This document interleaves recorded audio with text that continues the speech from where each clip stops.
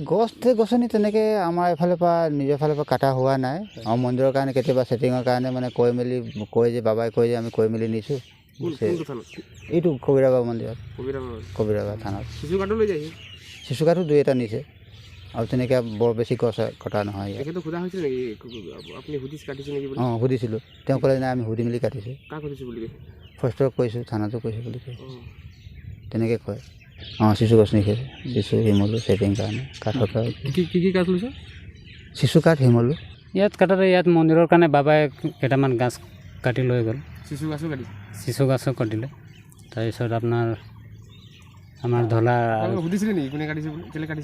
আমি সুধিলোঁ আপুনি এই গছটো কাটিব নালাগে তেখেতে ক'লে নহয় মন্দিৰৰ কাৰণে আমি লৈ গৈছোঁ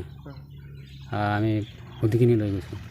ফৰেষ্ট ডিপাৰ্টমেণ্টক সুধিছে তেখেতে কি যায় কিন্তু আমি সোধা নাই কাক সুধিছে নাই যদি